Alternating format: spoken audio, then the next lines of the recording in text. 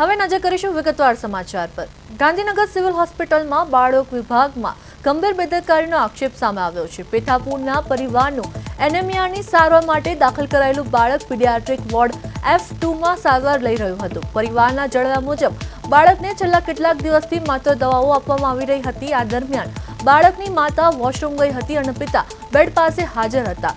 આ સમયે નર્સે બાજુના બેડ પર સારવાર લઈ રહેલી બાળકી માટેનું ઇન્જેક્શન ભૂલથી આ માસૂમ બાળકને આપી દીધું હોવાનો પરિવારનો આક્ષેપ છે। ઘટનાની જાણ થતાં પરિવારજનોએ હોબાળો કર્યો હતો। અન્ય દર્દી માટેનું ઇન્જેક્શન બાળકને આપતા હોસ્પિટલની કામગીરી સામે ગંભીર સવાલો ઉઠ્યા છે। સમગ્ર મામલે પોલીસે હોસ્પિટલની તંત્રમાં દોડધામ મચી છે અને પરિવારજનોએ ઘટનાના તપાસની માંગ કરી જવાબદારો સામે કાર્યવાહી કરવાની માંગ કરી છે।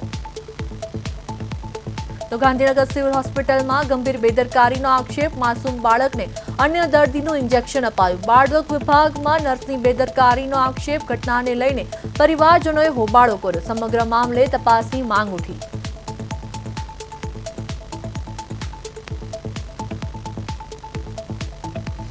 તો આ સાથે અમારા સંવાદદાતા આનંદ આહિર ફોન લાઈન પર જોડાયા છે। જી આનંદ, ગાંધીનગરના સિવિલમાં એક માસૂમ બાળકને ખોટું ઇન્જેક્શન આપ્યાની ઘટના સામે આવી છે। શું છે આ મામલે સમગ્ર વિગત?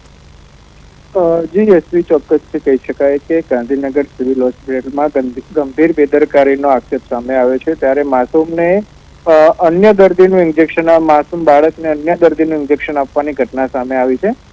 સાથે વાત કરવામાં આવે તો પેથાપુરના પરિવારનું માસૂમ બાળક એનેમિયા એટલે કે લોહીની કમીની સારવાર માટે ગાંધીનગર સિવિલ હોસ્પિટલના પીડિયાટ્રિક વોર્ડ નંબર F2 માં દાખલ કરવામાં આવ્યું હતું। જ્યારે પરિવારના આક્ષેપ મુજબ સારવાર દરમિયાન બાળકને ભૂલથી બાજુના બેડ પર દાખલ અન્ય બાળકનું માટેનું ઇન્જેક્શન આપી દેવામાં આવ્યું હતું। સાથે વાત કરવામાં આવે તો પરિવારના જણાવ્યા અનુસાર બાળક છેલ્લા કેટલાક દિવસથી હોસ્પિટલમાં સારવાર હેઠળ હતું અને તેને નિયમિત દવાઓ પણ આપવામાં આવી રહી હતી। ત્યારે બાળકની માતા થોડા સમય માટે બહાર ગઈ હતી, જ્યારે બાળકના પિતા બેડ પાસે જ હાજર હતા। આ દરમિયાન નર્સ દ્વારા બાજુના બેડ પર સારવાર લઈ રહેલી બાળકી માટેનું ઇન્જેક્શન તૈયાર કરવામાં આવ્યું હતું। સાથે પરિવારનો આક્ષેપ છે કે નર્સે દર્દીની ઓળખ અને દવા ચકાસ્યા વિના ભૂલથી તે ઇન્જેક્શન માસૂમ બાળકને આપી દીધું હતું।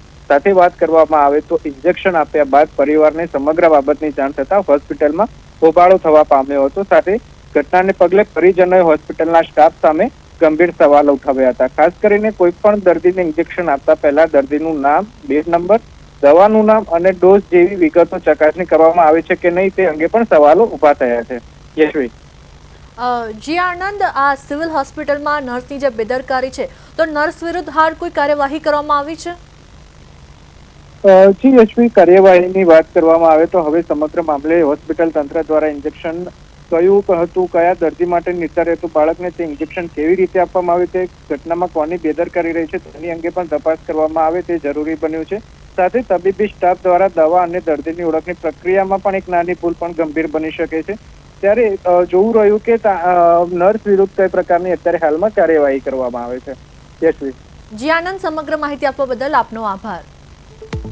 તો ગાંધીનગર સિવિલમાં માસૂમ બાળકને ખોટું ઇન્જેક્શન આપવામાં આવ્યું। બાજુના બેડની બાળકીનું ઇન્જેક્શન આ બાળકને અપાયું। બાળકના પરિવારજનોએ હોસ્પિટલમાં હોબાળો કર્યો। ગંભીર બેદરકારી સામે હોસ્પિટલમાં દોડધામ મચી। જવાબદારો સામે કાર્યવાહી કરવાની માંગ ઉઠી।